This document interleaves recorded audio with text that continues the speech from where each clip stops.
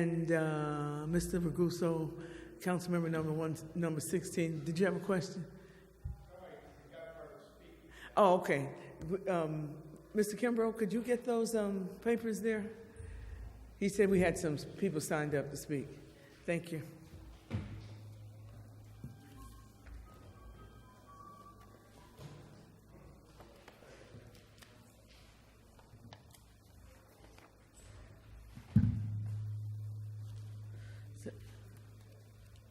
So we're going to ask the clerk if he would call the roll so we can get started. Claris. Daly. Misso. Here. Ducati. Here.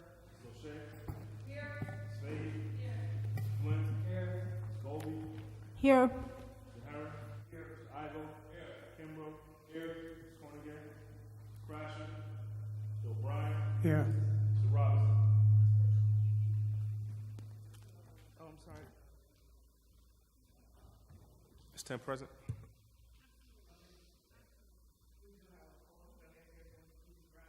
For the Pledge of Allegiance, which will be led by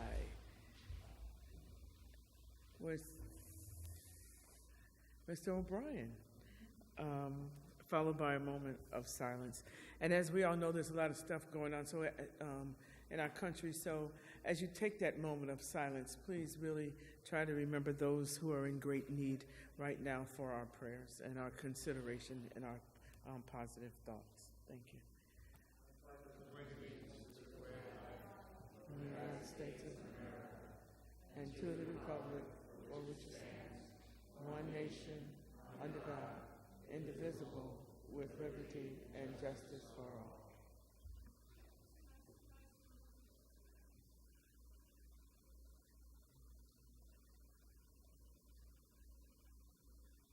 Thank you so much. You may be seated.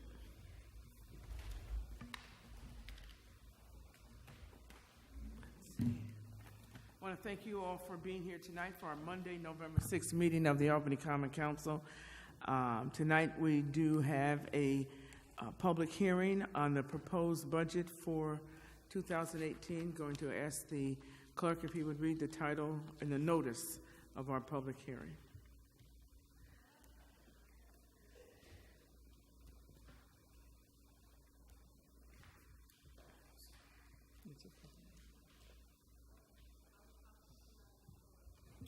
Okay, notice is hereby given that a public hearing will be held in the Common Council Chambers, City Hall, Albany, New York at 7 p.m. Monday, November 6, 2017 for the City of Albany 2018 proposed budget.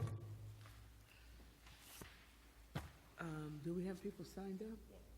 Okay, we have one person that has actually signed up for the public hearing, but anyone else who is in the audience who would like to speak during the public hearing, please feel free to do that. We're going to call that person who has signed up, and then when anyone who else wants to speak after that, you will have the opportunity to do that, to speak on the topic of the public hearing, which is the budget for 2018. So please call the first speaker's name. Mr. Fred Pfeiffer.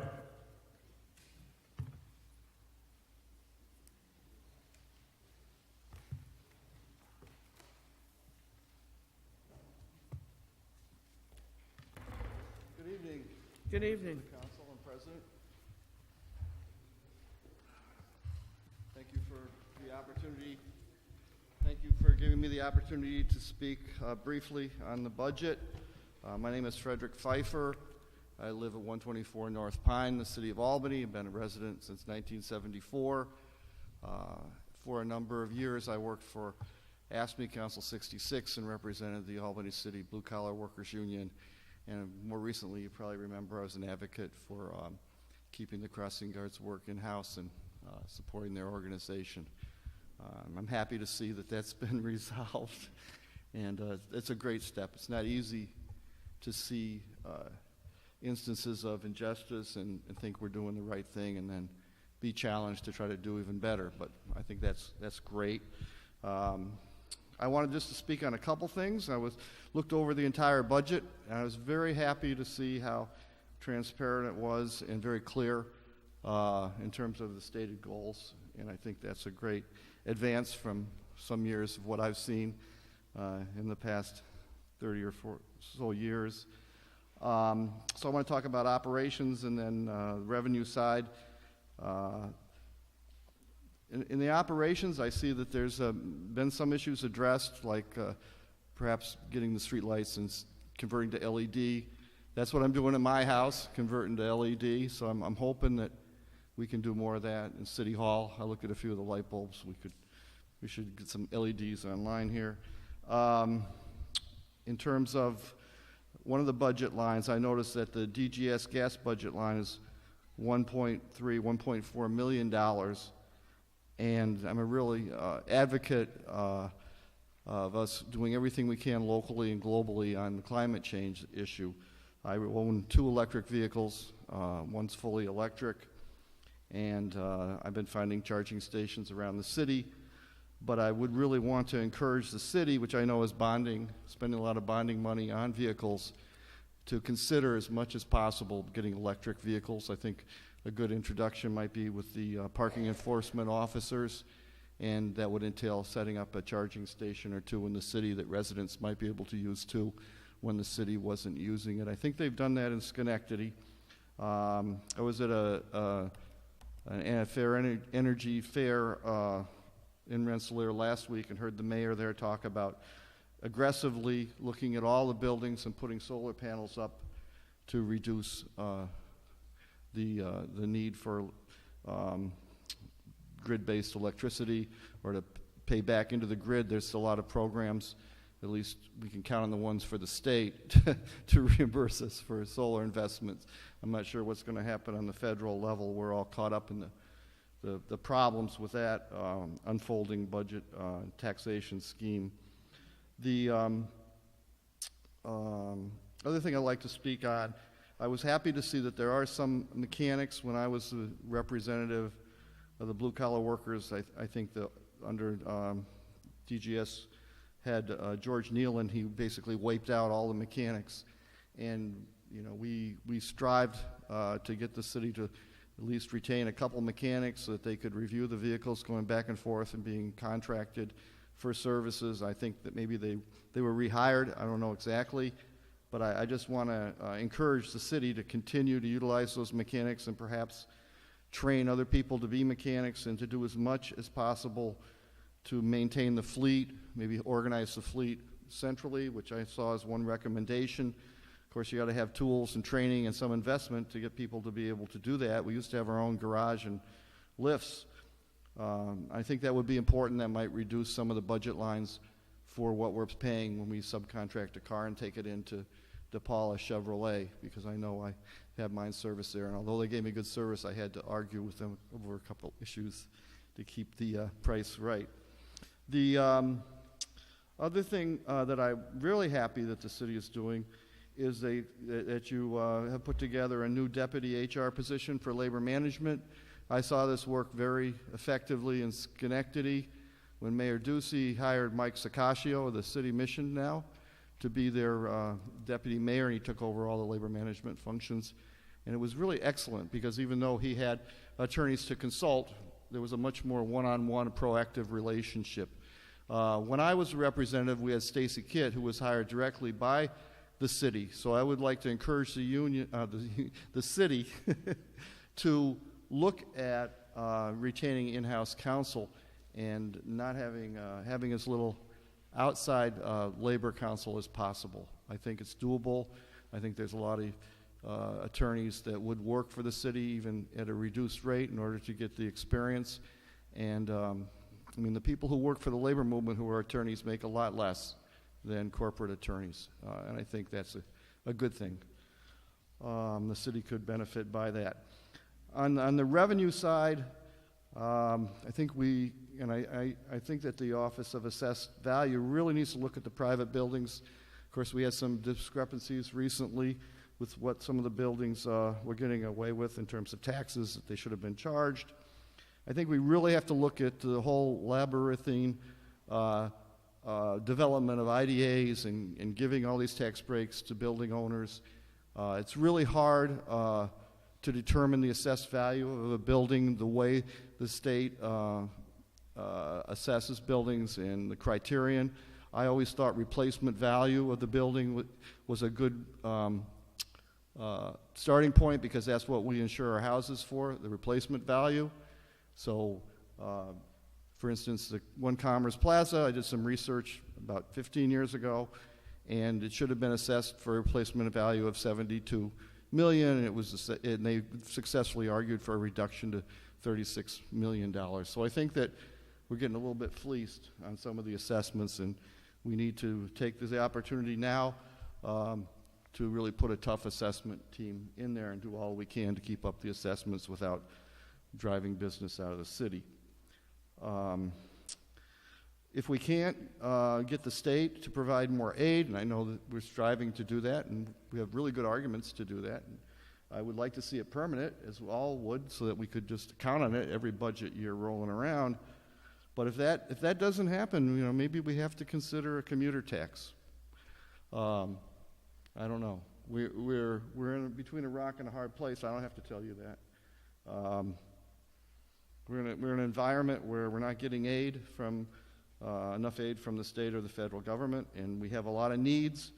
And I mean, first we have to take care of public safety, and we take care of the needs of people getting to work and kids getting to school, and it's sort of a transition. And each one of those costs about double what the next one does, and we're sort of shortchanging those needs that are lower on the totem pole in terms of a fiscal responsibility. And we've got to find a way to change that. I don't know the answer, you know, but I think we're all questioning it, and it's good to do that. And I got one final suggestion.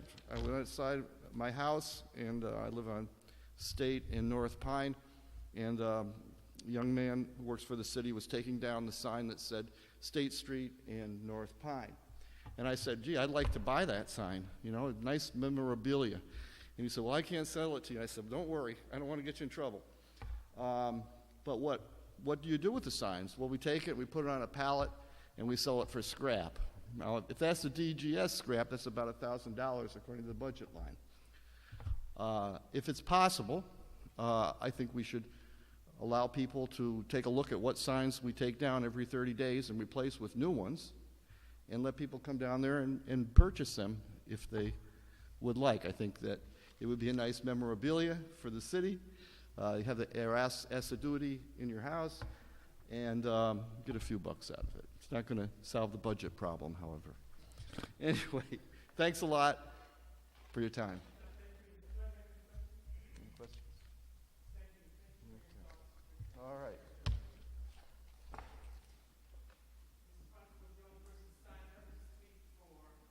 The budget hearing. Is there anyone else in the audience who would like to have comment during public hearing regarding the 2018 budget? Once, twice, 3 times. So with that being said, thank you very much. The public hearing is now closed. Thank you so much. We will now move to our public comment period, where I do believe we have a few people signed up to speak. And during this period, members of the public have the opportunity to speak on a topic of their choice for up to 3 minutes. Is it 3? Up to 5 minutes, I'm sorry. It's been a while since I've been up here. So it's 5 minutes. So I'm going to ask the clerk how many people do we have? Oh, we have 8 people that have signed up to speak, so we're going to ask him to please call the first speaker. Mark Gronick. I really forgot whether it was 3 or 5.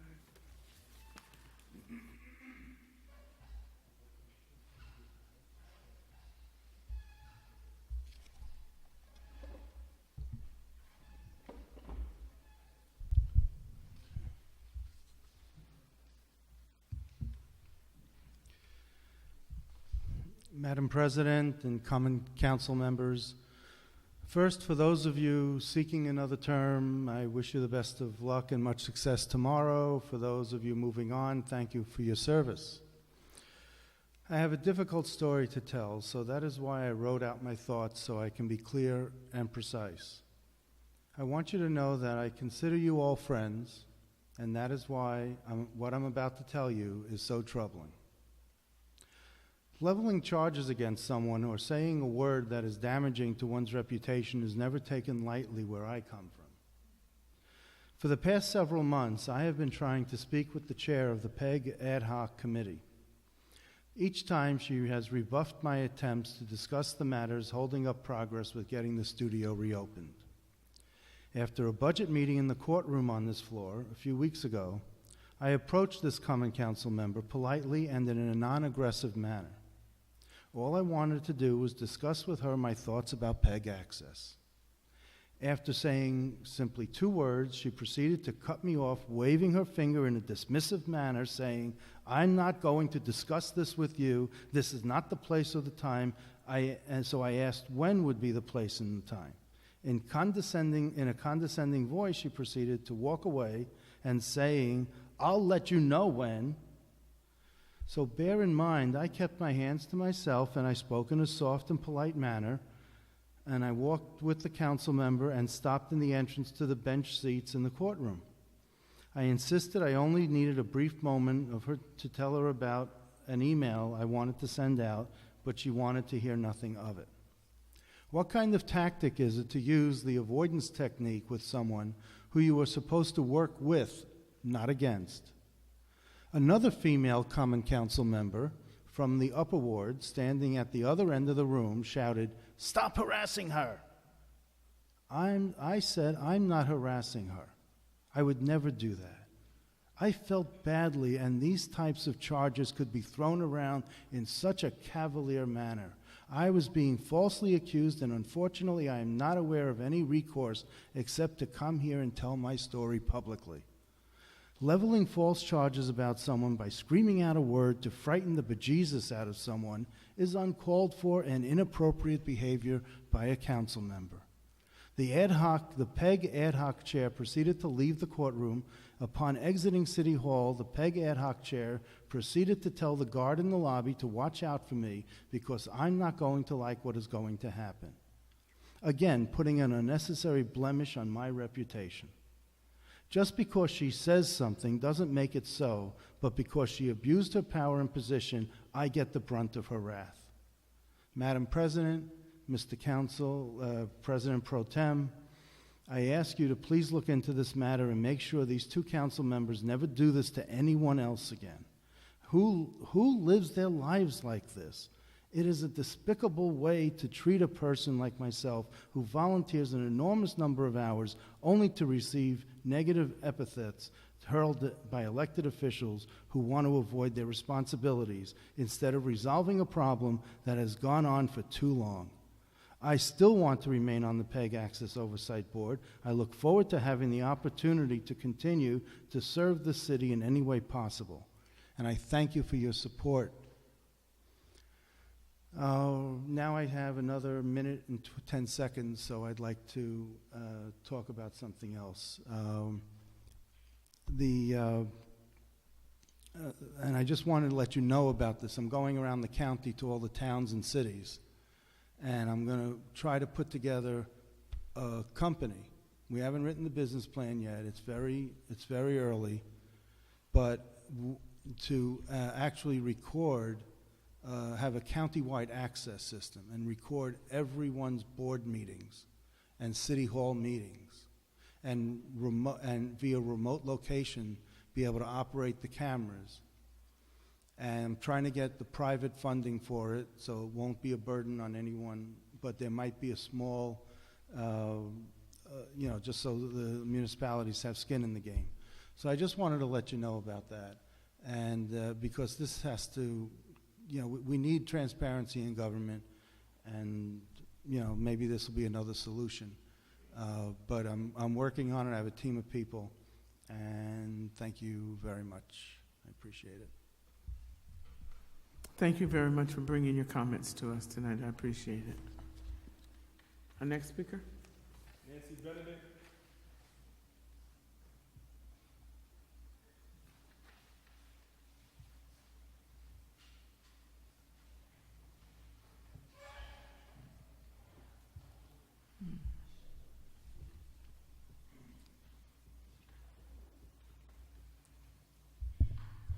Tonight I'm not speaking about the topic I've been speaking about for I don't know how many weeks, but other people here are taking over that topic. But I'm here to invite everybody to come to Citizens for Public Transportation's meeting, which is going to be held on November the 15th, 2017 at the main branch of the Albany Public Library from 6 to 8 p.m. and this is going to be in the community room on the second floor. We are starting a new campaign to get safer bus stops, safe, accessible, and usable bus stops, which a lot of the bus stops in the city of Albany are not. We have been studying this for a few months, and we've had a couple meetings on the subject, and we want to get members of the Common Council, but I want the people who are from the general public to know the general public is invited to this meeting too. Anybody can come, and the more the merrier. But we want to get safe bus stops. I came and I spoke in favor of the ordinance which did make it so that people don't have as much time to shovel their walks, like after 24 hours after the end of a snowstorm, their walk has to be shoveled, and they can have the city do it and charge it to their taxes, and I think that's fine. However, that doesn't do anything to address the problem of the big bank of snow between the sidewalk and the street, and something's got to be done about that. There are a lot of other issues with the bus stop, and I'm not going to go through all of them now because I would like you to come to our meeting and hear about it. And we actually have some photographs of some of the problems with the bus stops. So we have from the internet, we are projecting them. So we have a good meeting planned, and we hope to get some press there too. We are starting this campaign as of November 15th, and we hope to see all of you there. Thank you. Thank you, Ms. Benedict. Next speaker. Vincent Ragosa.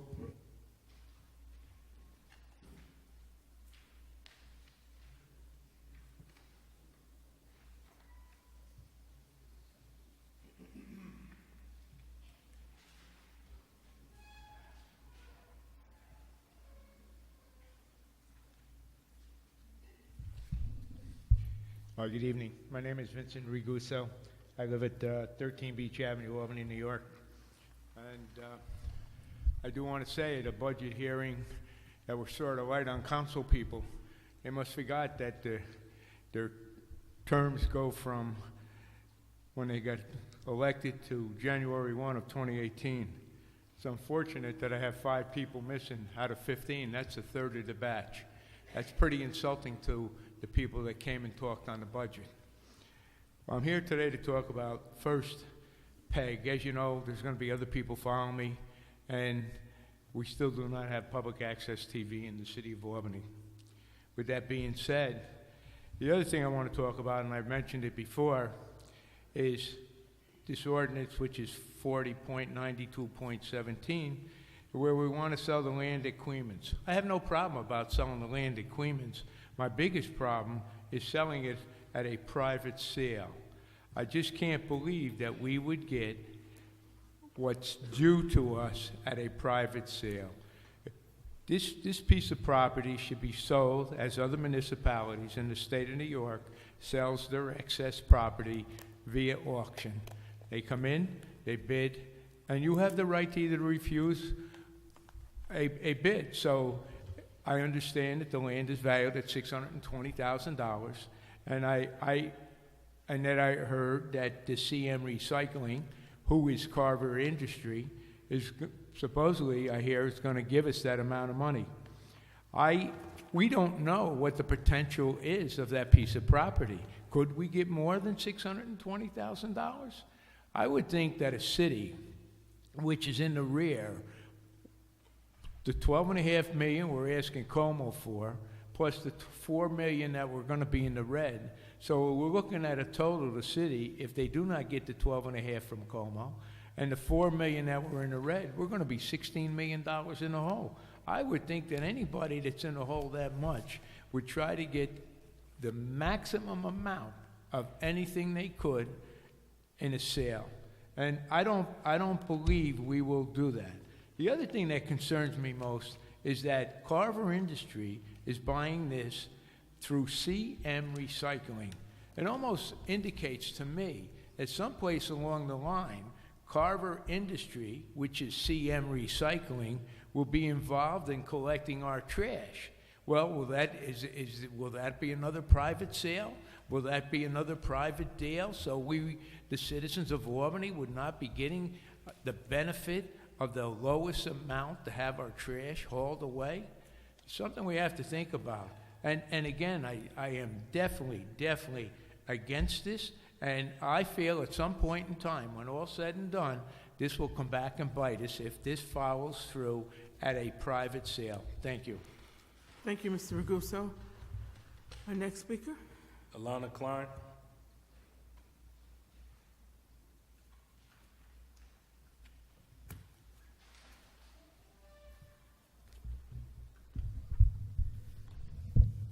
Good evening, Madam President and members of the council. Thank you for the opportunity to speak before you tonight. And before I begin, regarding the events in Texas that happened earlier this week, late last week, I just wanted to urge the council to continue with gun safety measures, mental health issues, anything like that that can prevent something like that from happening here at home. As you may have seen, former NFL quarterback Colin Kaepernick is back in the news because of his protest of police brutality by kneeling during the pregame national anthem last year. He is currently unemployed due not to lack of talent, but because of his protests. This situation has been exacerbated because of comments made by our commander-in-chief, a threat by a team owner to bench players who kneel, and a comment by another team owner that referred to kneeling players as, quote, inmates running the prison. My biggest question is, why are people more concerned with the fact that people are kneeling as opposed to what caused them to kneel in the first place? People say that it disrespects the flag. I say that using the freedoms of this country to protest the anthem is the very epitome of what that flag is supposed to represent. In a sense, I consider it poetic. While I admittedly cannot speak firsthand of the black experience, I am transgender and therefore a minority. Do you know what I see when I look at the flag? I see the color red. Red, the blood of Trayvon Martin. Red, the blood of Mike Brown. Red, the blood of Laquan McDonald. Red, the blood of Martin Luther King Jr. Red, the blood of Malcolm X. Red, the blood of Emmett Till. Red, the blood of Sandra Bland. Red, the blood of Philando Castile. Red, the blood of millions of natives. Red, the blood of Matthew Shepard. Red, the blood of Leela Alcorn. Red, the blood of Heather Heyer.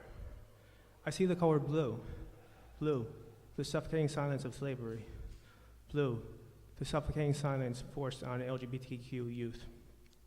Blue, the suffocating silence forced by conversion therapy. Blue, the suffocating silence of stop and frisk. Blue, the suffocating silence of the school-to-prison pipeline. Blue, the suffocating silence forced by All Lives Matter. Blue, the suffocating silence forced on Marissa Alexander. Blue, the suffocating silence during the 80s when AIDS was just a gay problem. Blue, the suffocating silence during the 2000s when the opioid abuse was just a black problem. Blue, the suffocating silence of our justice system to rape victims. I see the color white. White, the color of burning crosses. White, the color of Jim Crow laws. White, the color of nooses. White, the color of robes and hoods. White, the color of the Confederacy. White, the color of neo-Nazis. White, the color of ICE raids. White, the color of the war on drugs. White, the color of internment camps. White, the color of those who hold AKs and stalk Muslims. White, the color of revisionist history. White, the color behind the badge, but not the communities they patrol. White, the color of the house that refuses to condemn any of it. But I also see white when I look in the mirror, which is a constant reminder that I will have different privileges and opportunities and experiences than others simply because of the color of my skin, and that is unacceptable. That is why I'm proud to brand with my brothers, sisters, and siblings of all races, ethnicities, religions, nationalities, genders, and sexual orientations and say, enough. We're sick of the racism, we're sick of the homophobia, we're sick of the class war, and we're sick of the violence. No, I will not salute your flag.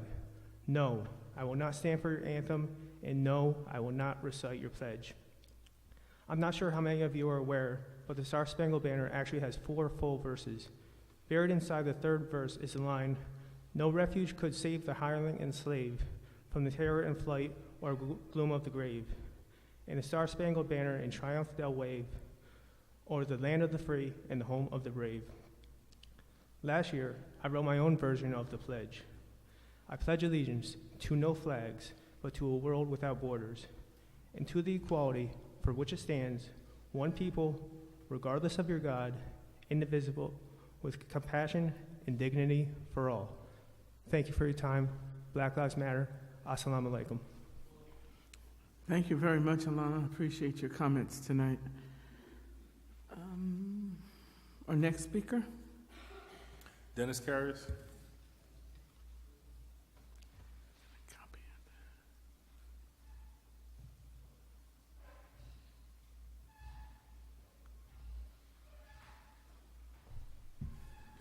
Thank you. Dennis Carius would like to second the motion on what many people have already said. Public access, education, and government channels, 3 channels, should not have gone off, should not have gone down for over 5 months. There's no need for that. So could we just get it to take off, go in a good direction? All we had to do is replace the person who was the coordinator, who left over 5 months ago. And all I'm asking is, why does it take 5 months, even 5 weeks? It should take about 5 days to replace somebody with someone else. It's not that high of a salary that you couldn't get somebody in 5 days. It's been over 5 months now. And all I'm asking is, why don't we just get 2 coordinators, they're part-time, and they would be 6 months. One would start now and one would start 6 months later. So if someone ever does leave in the future, you'll still have 6 months with the second person working there. Because right now it's been 5 months and the studio's been closed. So I'm just asking if we could have 2 coordinators, one starts 6 months later, and then we can keep the studio open. As a matter of fact, someone who spoke, one of our first speakers, Mark Gronich here, is the vice chair of the Public Access Oversight Board.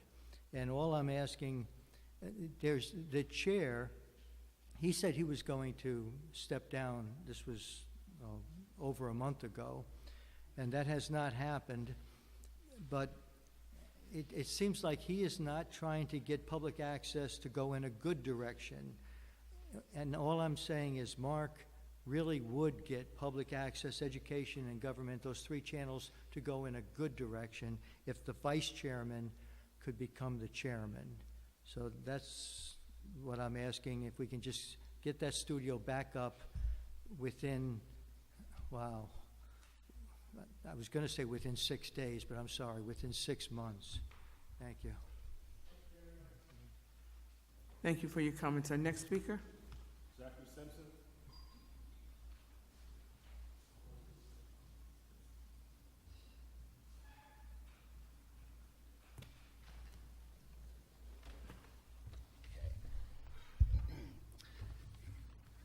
Thank you, President McLaughlin and members of the Albany Common Council, for allowing me the opportunity to speak this evening. My name is Zachary Simpson. I currently reside at 175 Homestead Avenue in the city of Albany. I come before you today to discuss 2 issues that need to be addressed: the current state of Channel Albany and the PEG Access Oversight Board. I am also here as a member of the group Friends of PEG, united and concerned citizens committed to the future and well-being of public access here in Albany. From my perspective, the following issues exist. The television studio for Channel Albany has now been closed for several months since on or about May 31st, with quite frankly no end in sight. Current television show producers for Channel Albany are no longer able to record and produce new programming. This has resulted in rerun after rerun after rerun being shown. The hiring of a public access coordinator to manage the studio needs to be a top priority. However, I think it is necessary, just like Dennis said, to have more than one access coordinator to avoid the shutdown of the studio for several months. This can be accomplished by having a full-time coordinator and a part-time coordinator, 2 part-time coordinators. Regardless of whatever the formula may be, one person is not sufficient. And also, the existing video and audio equipment in the studio needs major upgrades to provide better quality and more reliable programming. Now, ladies and gentlemen, we are in Albany, the capital of New York State. We should be a model for other states to follow in terms of the quality of our public access television. The citizens of Albany deserve a public access television studio that is open and stays open, and an oversight board that fulfills its intended mission. When you look at other cities, especially cities in the Commonwealth of Massachusetts, they're doing many great things with their public access stations, and they have the necessary tools to do so. If they can do it there, then why can't we? When I vacation in Cape Cod during the summer, I watch public access television all the time. I'm consistently impressed with the programming. In comparison, right here in Albany, it's just flat out appalling. The situation with public broadcasting in Albany reminds me of somewhat of a situation confronted by Richard Dreyfuss in the inspirational movie, Mr. Holland's Opus. Richard Dreyfuss plays a music teacher whose program is facing budget cuts. When he goes before the school board to demand that they do more to save the program, he's told by the school board, "We're doing the best we can, Mr. Holland."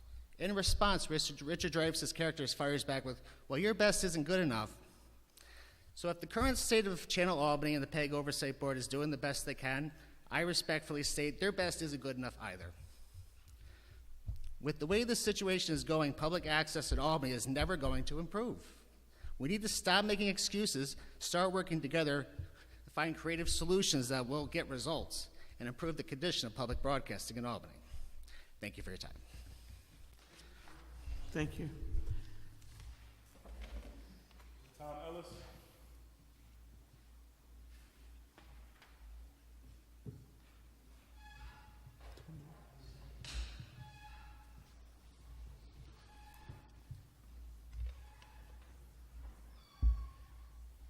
Well, good evening, everybody. Hello. Hi.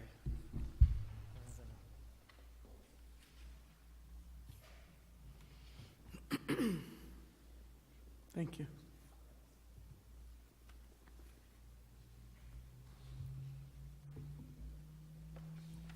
So anyways, my name's Tom Ellis. I live at 43 North Pine Ave in Albany, and I've been a resident of Albany nearly my whole life.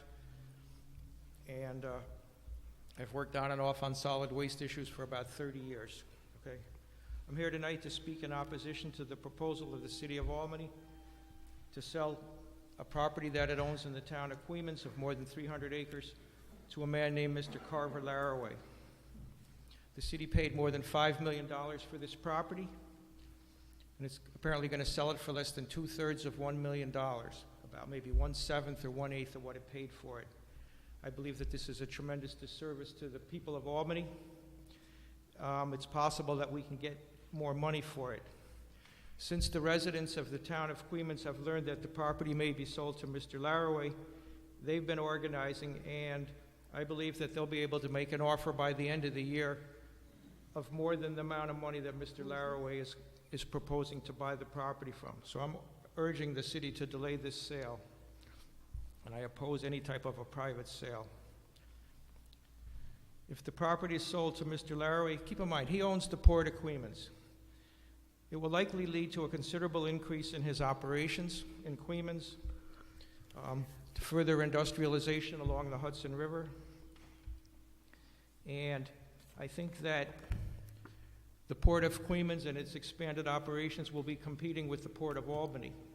and business that might have gone to the Port of Albany may be lost to the Port of Queens. I'm also surprised and really disappointed that the city has issued a negative declaration under seeker on this project. Keep in mind the property is known to contain many acres of wetlands. The amount of wetlands changes from year to year, but I know at one point it was over 100 acres of wetlands.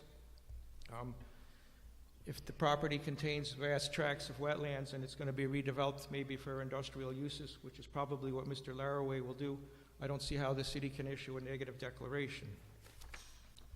I've handed in a letter here from a woman named Barbara Heinzen. She wrote it on October 29th, or she sent it that day to Ms. Douschate and Mr. Conti. I'd like to read 2 paragraphs from that letter if I could. She said that she owns property on Route 144 in both the hamlet of Queens and New Baltimore. Her 4th reason for opposing the sale of the property to Mr. Laraway is, this is quote, our experience with Carver Laraway as a businessman in the town of Queens is that he does not respect environmental assets of any kind. He persuaded the previous town board to dismiss the need for any environmental review when he asked the town to rezone agricultural residential land to industrial uses by the Queens Industrial Park. This was over the objections of several major environmental groups and despite the obvious risks of serious impacts on the landscape, the waters of the Queens Creek and the Hudson River, and the quality of life in the hamlet of Queens and the village of Ravenna. This rezoning was challenged immediately in an Article 78, but thanks to repeated legal delaying tactics, the entire area has now been developed without any ruling on the legality of the rezoning.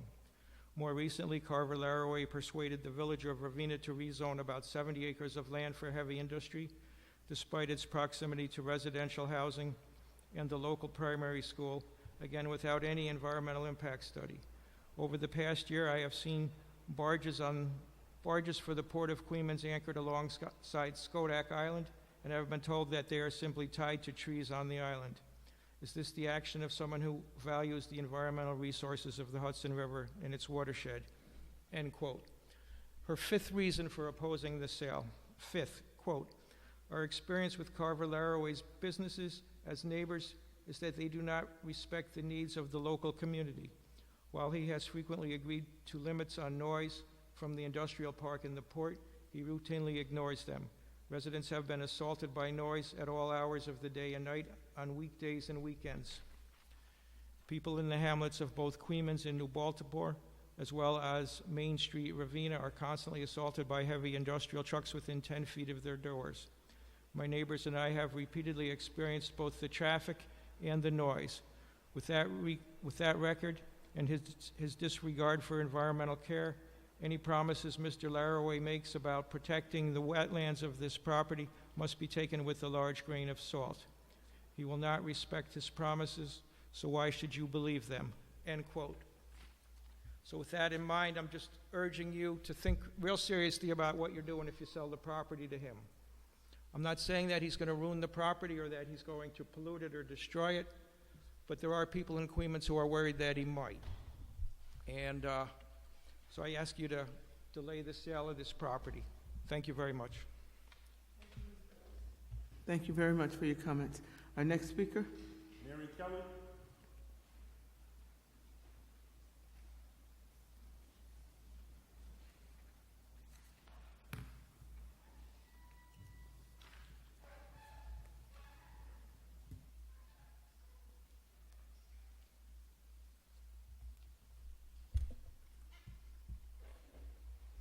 Good evening, everyone. I've come to talk about 2 different matters, the first of which is the senior citizens tax exemption.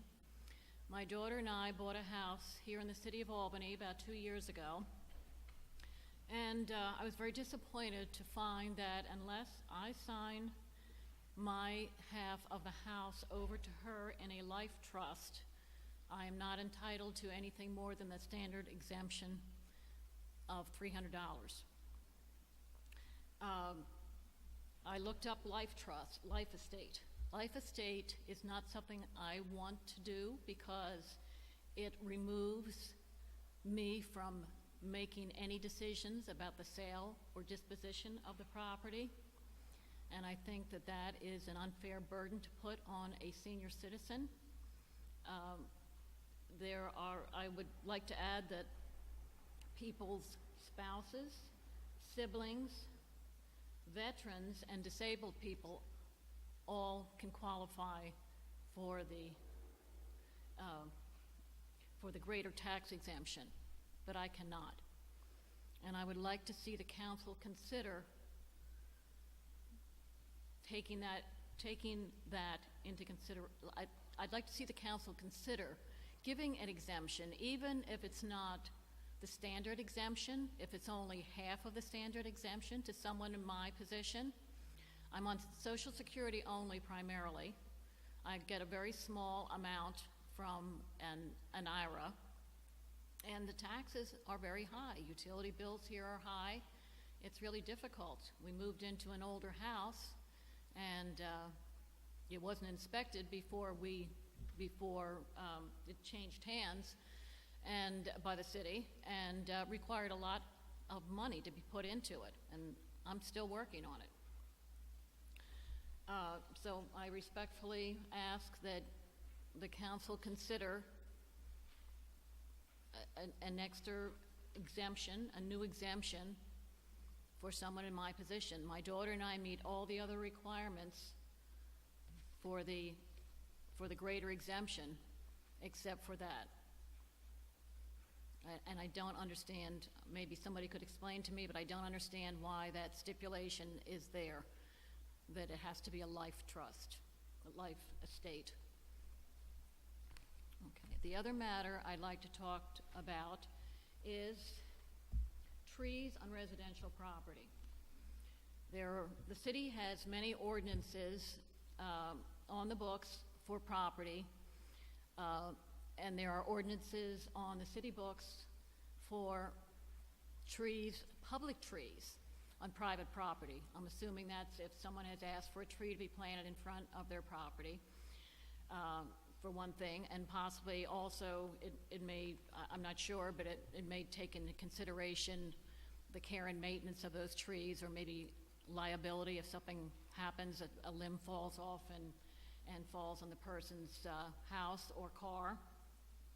But my daughter and I have a neighbor who has lived there for, I think, 10 or 12 years, she told us.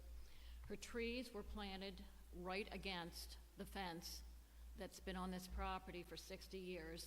I found that out by pulling the permit for the fence. The trees are about 12 years old. They're pushing the fence over into our property. There's an overgrown lilac bush that has actually pushed the top of the anchor fence over into our property by 1.5 feet. We can't get that fixed.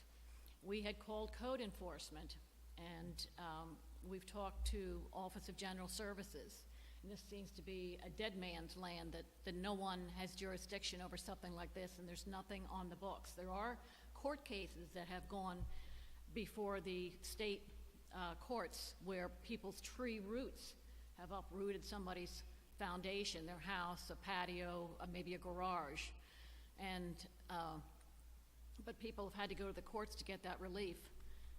And we had actually, code enforcement had cited the neighbor at one point because it was thought that it was her fence. And it found out it wasn't her fence, it actually was a fence belonging to our property. And they dropped all the charges. I have a copy of what code enforcement wrote up that I brought with me. If I can give you a copy of that. I have copies of a few things. But they cited her for the trees in pushing the fence over onto our property, and said that the trees had to be removed. She ultimately won the court case, and they dismissed the trees pushing our fence over. And I've gone back to code enforcement now. It's not the same inspector who came out originally, and they say there's nothing wrong, and the code enforcement officer suggested that we put our new fence about a foot and a half in from where the property line is. We did have a survey done. And I just don't think that's satisfactory, and there is actually nothing that I can find in New York State laws, in New York State building codes, nor is there anything in the book in code enforcement that deals with residential trees doing damage. Well, what we'll do, we'll have someone follow up with you I'd on this, appreciate that, and yeah. hopefully get someone in code enforcement that will be able to speak to you more specifically about what is going on, so that you won't Yeah. feel like you're just going to a no man's land. I keep getting batted back and forth. Office of General Services Department of offered to General help me, Services. and, Yeah. and they called them last week because they told me that, I told them that the new code enforcement officer said that there was nothing, he didn't see anything the matter. But we'll get someone with a little more experience in office to contact you. Now that we've heard it, someone will follow up with you and really. But I'd also like to suggest the city actually enacts some ordinances to do with residential trees. I think it's long overdue. No, mean, I agree with you, because the issues that you brought up have come up in several places Okay. all over the city. Okay. So I'm sure this will give some of the council members some food for thought appreciate going that. forward, because it is a big problem in Yes. every neighborhood. I So I'm actually- going to have to cut you off because All right. public comment period. We'd have to go to Supreme Court. I'll just leave that with you. That's what I was told. We would have to go to Supreme Court to get that sorted out. I was told that by You have civil another court. We're talking about a big expense. Yes. But I will certainly make sure that someone follows up to, All right. with you on Appreciate this. that. You have my information. And thank you so much for coming and bringing the issue up. You're welcome. Can we get your address? Ms. Kelly, please provide us with your address. Oh, you have it, actually. Is it on the Filled sheet? out a form, and I had called last week and made an appointment to speak. 41 Ten Eyck? That's correct. Okay, thank you so much. Just want to confirm that. I have a copy of the code report, Okay, would you get that? the original code You- report, because nothing was written when the new code inspector came out. Okay, thank you so much. And our final speaker for this evening? Gene Solon. Gene? Yeah, he's here.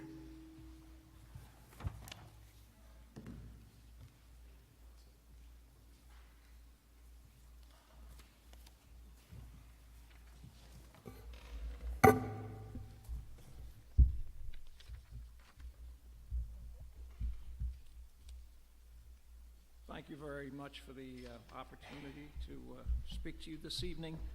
My name is Gene Solon. I live in Prospect Terrace in the city of Albany. And my comments this evening have to do with Channel Albany, which we all know is our community public access channel. And public access programs inform our residents of vital coverage and news of our local government events and decisions.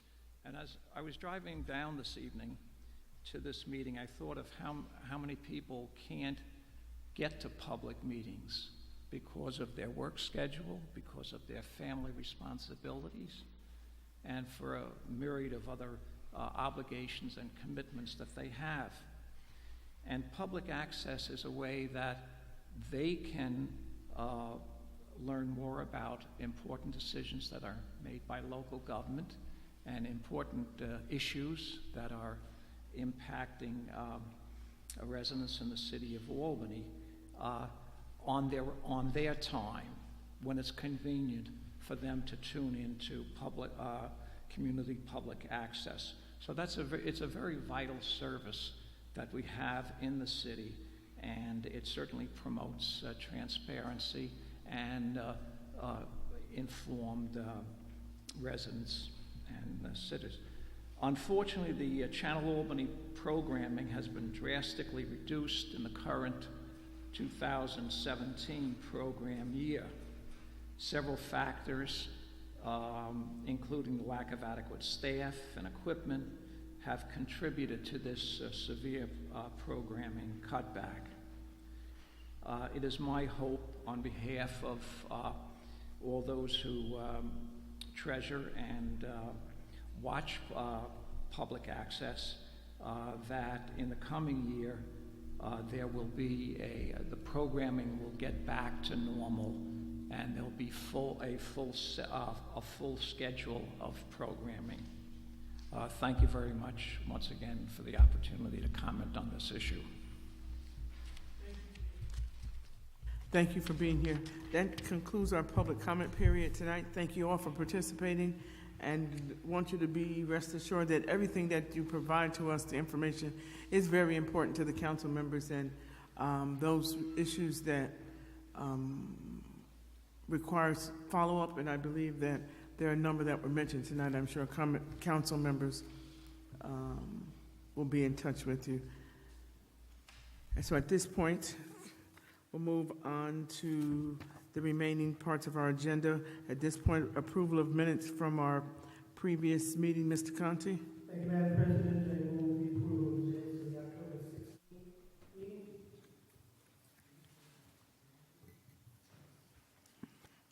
Is there any discussion? Ms. Golby? Yes. All those in favor? Any opposed? Thank you so much. Now move to consideration of local laws. Mr. Conti. Madam President, local laws on tonight's agenda are held. Thank you. Reports of any standing committees?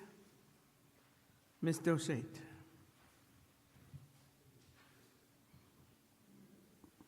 Yes, the Finance, Taxation, Assessment Committee has completed its meetings with the various department heads to review the individual department budgets and answer any questions, in addition to having an overview from the budget director. And we have moved into discussions about particular issues and additional information that we have requested. Our next meeting will be held next Monday at 5:30 in the second floor courtroom here, and we hope to be acting on or finalizing our recommendations to the Common Council regarding the budget. Thank you. Is there anyone else? Ad hoc committees? Nope, I don't think we have anybody to report. So, Mr. Conti, will move to consideration of ordinances. Ordinances introduced. Ms. Doesschate. Thank you, Madam President. I notice ordinance 41.111.17 for introduction. Clerk, please read the title. An ordinance adopting the budget as presented by the mayor on October 2nd, 2017 for fiscal year 2018. Mr. Conti? Madam President, that ordinance is referred to the Finance Committee. And Madam President, on behalf of Councilmember Bailey, I notice the introduction of ordinance 42.111.17. Thank you. Let's see. Ordinance is held. Mr. Conti? Oh, I'm sorry. An ordinance amending Article 5, unnecessary and unusual noise of Chapter 255, pardon me, Peace and Good Order, in order to create an exception to the noise ordinance for labor-related activities. That ordinance is referred to the Law Committee.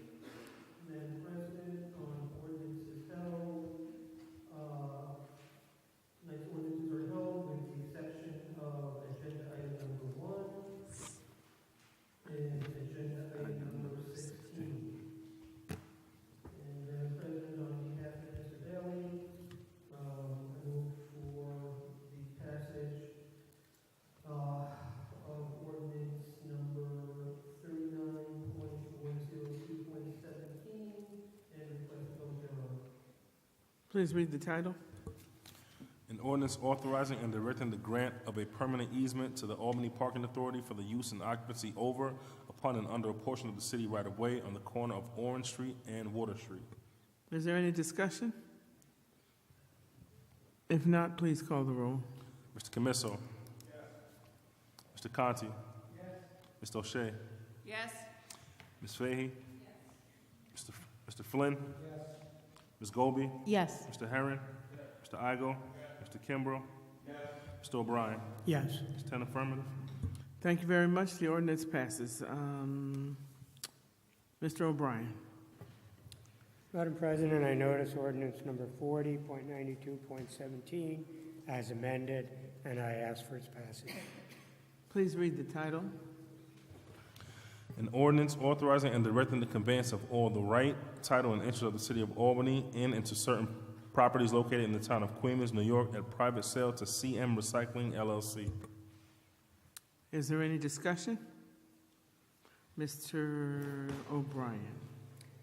I just wanted to do a little discussion on the history of this and why at one point the city paid $5.2 million, and now we're at a point where an arm's length assessment of the property is $620,000. The city entered into options to purchase 3 parcels, 3 contiguous parcels in Queens. And that was back in 1993, before any of us, well, maybe some of us, but before any of us were on the council. And the reason it did that was because they had the Washington Avenue Rock Road landfill, and they were seeking an expansion. That landfill was started under Mayor Corning. And when they started an expansion from DEC, they said, well, you can't expand on Rock Road forever. Go out and look at some other parcels of land. So they did. They went out and tried to assemble these. And they kept these options open from 1993 to 2006, paying an additional fee each year just to keep the options open.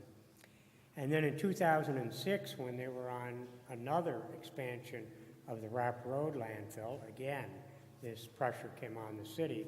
Well, you can't expand at Rock Road forever. What are you doing with your other option on land? So at that point, the city consummated its purchase, and when you count all of the fees for keeping the options open and the amount actually paid, came to $5.2 million. It sat on the assessment rolls of the town of Queens, and by the way, this property had been used for farmland, but the town of Queens zoned the whole parcel, all 3 parcels that the city owned, as industrial, and that was because you had the cement plant immediately south, a very industrial use. So at that point, around 2006, the city applied for the extension on the landfill, and they were told to do a long-range solid waste management plan. I was on that committee, and we met for about a year and a half and came to the conclusion that after the final expansion at Rock Road, the city was going to go out of the landfill business. And that left, of course, us holding that property in Queens, for which we pay $100,000 a year in taxes. And so at that point, the city went forward with some discussions with DEC, and I remember for a couple of years' budgets, we put, I believe it was a $3.5 approximately million amount in our budget with the intention that DEC would pay us this. And DEC looked at it for at least a couple of years and never paid us that amount of money because, quite frankly, that amount of money wouldn't get past the New York State Controller without an arm's length assessment of the real value of this property. So the city of Albany went out and hired a Bauer appraisal group, and they looked at it. They compared it to 6 properties in different townships around the Albany area. And it was arm's length, and it was based on commercial similar property values for similar types of land. And these were not closed sales. They were indeed with commercial brokerage firms. They're, a matter of record. They were with Berkshire, with places like Berkshire Hathaway, Caldwell Banker, and AI Platforms. So compared to those 6 properties, the appraiser came up with a value of $620,000. And I think you'd really have to look at the land to get some idea as to why the amount that we paid and the reasons we paid it and continue to pay it for so long and continue to pay $100,000 a year in property taxes are, although it's a 330-acre parcel of land, a very large chunk of that land is wetland.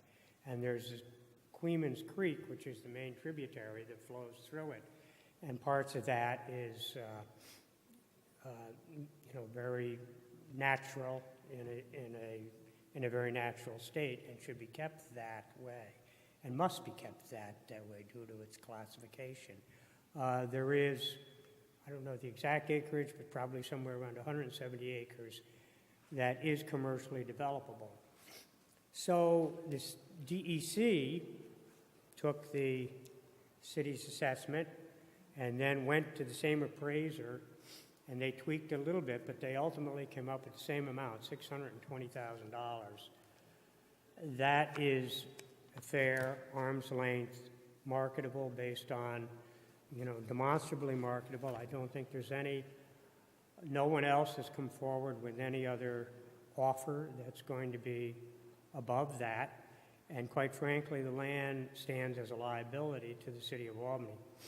I walked that land back about 2 months ago after the discussion of the sale came up and discovered such things as somebody had set up a shooting range on city of Albany land doing target practice.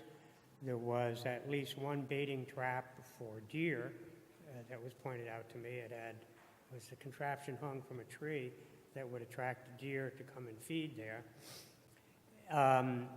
So we have a liability with this land, and it's been, ever since we enacted our solid waste management plan, which was around 2000, we submitted it to DEC, I believe, in 2008 or 2009. DEC took almost 3 years to approve it.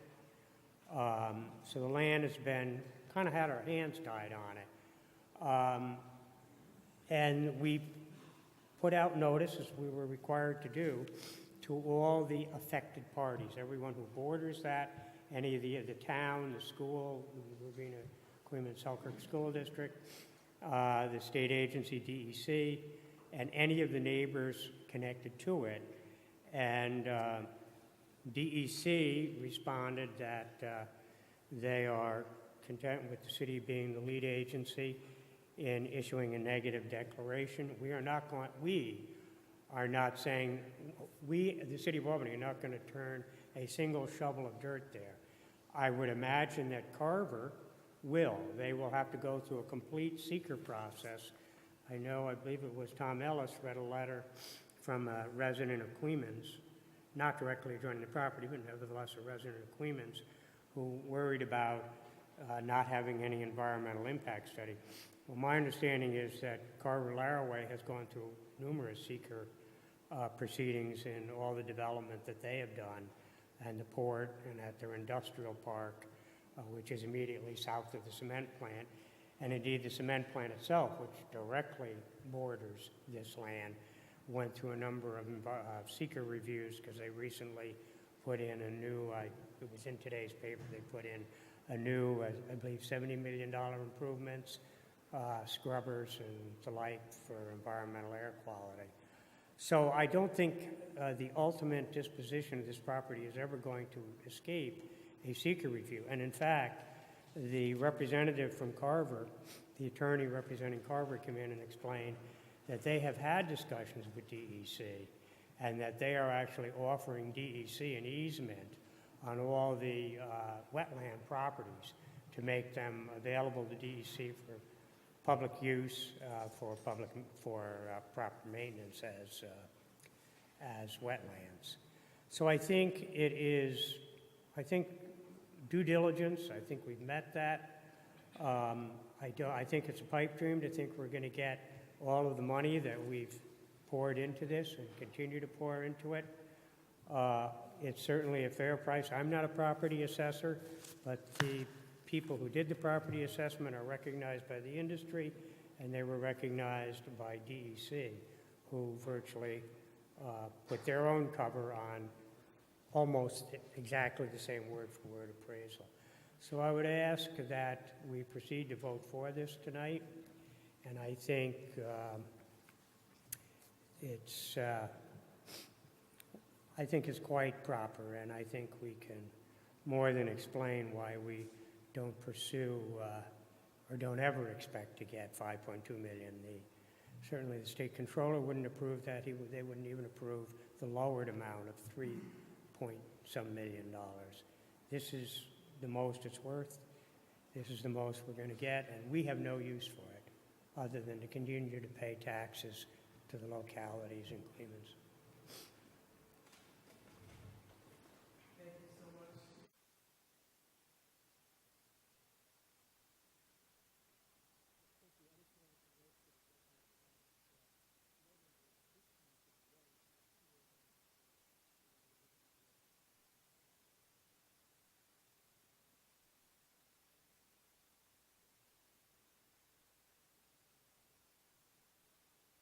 Whatever. Okay, is there no more discussion? We're going to ask the clerk to call the roll. Mr. Camiso. No. Mr. Conti. Ms. Doesschate. Yes. Ms. Fahey. Yes. Mr. Flynn. Yes. Ms. Golby. Yes. Mr. Herron. Yes. Mr. Igo. Yes. Mr. Kimbrough. Yes. Mr. O'Brien. Yes. It's 9 affirmative, 1 negative. The ordinance passes. Thank you very much. We'll now move to resolutions introduced. Ms. Golby.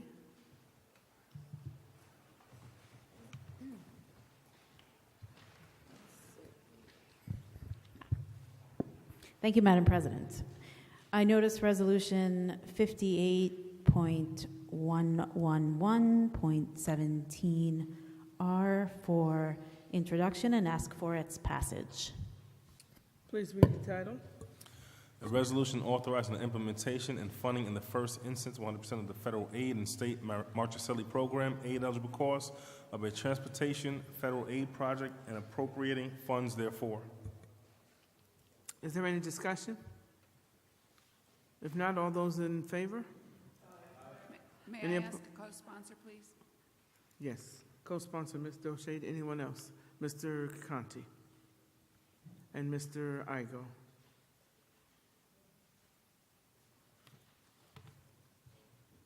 Resolution passes. No one opposed. Thank you. Ms. Doesschate. So there's 9. Thank you, Madam President. I notice Resolution 59.111.17R and for introduction, and I ask for its passage. I do want to note on this that the copy handed out tonight said as amended, but since we are just introducing it tonight, those words should be struck. Clerk, please read the title. Resolution of the Common Council consenting to an adjustment in salary for certain positions in the Department of General Services for the 2017 budget. Is there any discussion? If not, all those in favor? Any opposed? Thank you very much. Resolution passes. Ms. Golby. Thank you, Madam President. I notice Resolution 60.111.17R for introduction and ask for its passage.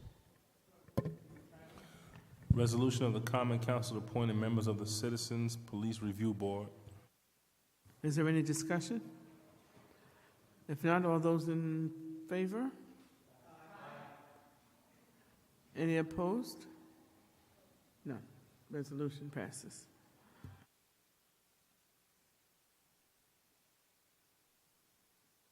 Mr. Herring. Yes, Madam President, I notice Resolution 61.111.17 for the purpose of introduction. please read the title. Resolution of the Common Council confirming the appointment of Christopher Spencer as the Commissioner of the Department of Planning and Development. Mr. Conti? Madam President, for that resolution to go to the planning committee, and Madam President, the remaining resolutions on the agenda are held. Thank you. Mr. Herring?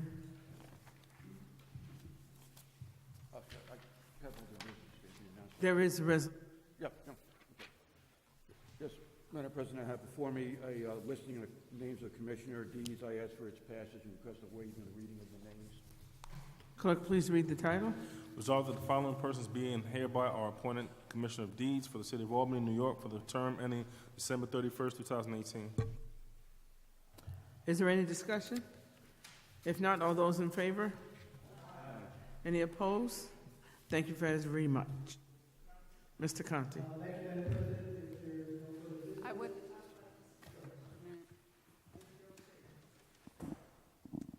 Thank you, Madam President. I rise to speak about some comments made by Mr. Gronich earlier during the public comment period, in which he suggested that I behaved inappropriately towards him at the end of a finance or other meeting in the city courtroom, in which I had observed one of our council members indicating to him that she did not want to speak to him at that particular point in time.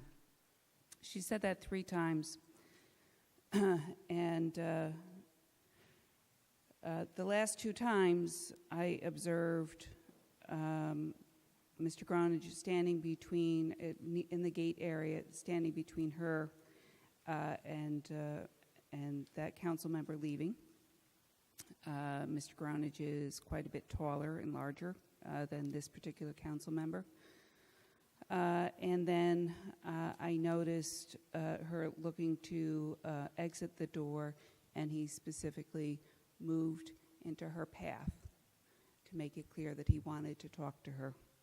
It was at that point that I felt it was appropriate for me to say something to indicate that he needed to, I used the word, stop harassing her so that she could leave. And I just wanted to state for the record, since I had no intention of raising this, but since he has raised it, I just wanted to state for the record why I uttered those words. I think when people are being treated in that manner and being disrespected when they say no 3 times very clearly, and then somebody places their self between that person and the door, that it's appropriate to let people know that that's not acceptable behavior. And that's my opinion, and people might disagree, but I think that it is important, especially for women, to stand up for other women under such circumstances, and that's what I did.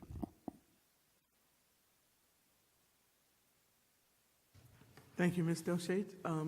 There's no other business. Mr. Conti?